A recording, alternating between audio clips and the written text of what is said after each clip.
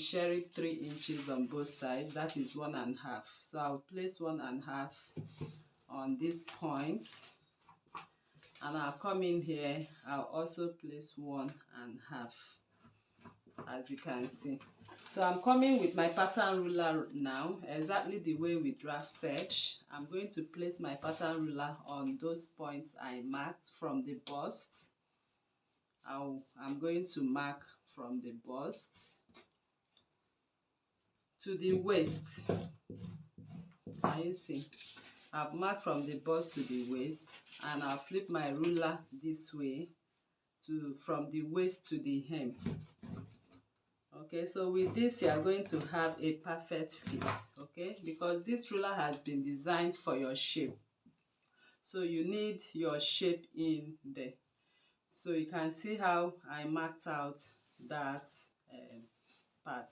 So I'll come over here too. I'll practically repeat what I just did on that part, just as you drafted. Okay, the difference is that you are doing it on fabric, not on your paper anymore. So I'll flip this way, and I'm going to connect from my hip line to the hem line. Okay, so if you notice, you can see I'm marking this on the front or right side of the front piece. So when you are fitting your front piece garment, you have to mark it on top of your front piece garment. The reason is because the back, this is the back, okay, the back part is going to lay right side to right side. So since it is laying right side to right side, I'm going to mark out for the fitting issues for the back at the back part.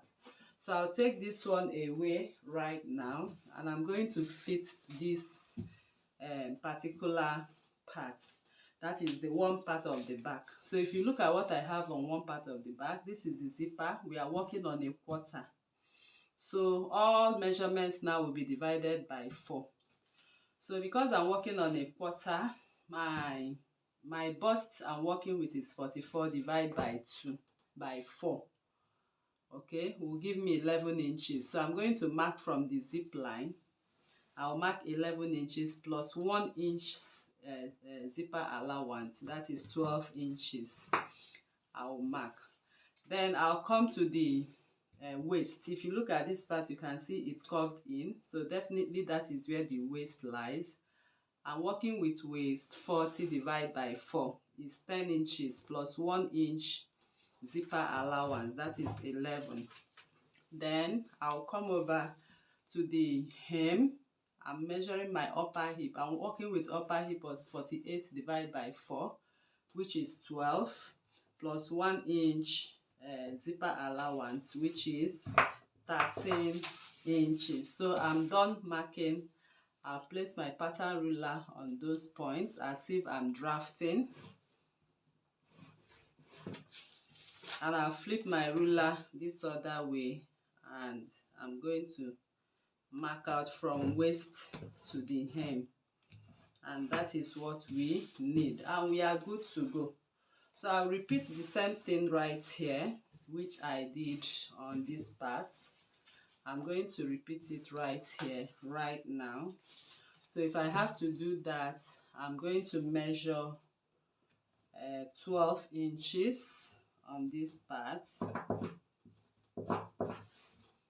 Then on the waist, I'm going to measure 11. On the hem, I'm going to measure 13. Then I'm going to connect. Okay, I'm connecting from waist to bust and from waist to hem. So please take note how my rulers is being positioned, exactly the way we drafted. So right now, the next thing is to merge right side, that is front side to front side. So this is the bustier part, and this is the side we want to merge. I'm going to come in with what I have, the part that matches with it. Okay, that is the armhole part. You can see the armhole part right here. So I'll place it on top like this.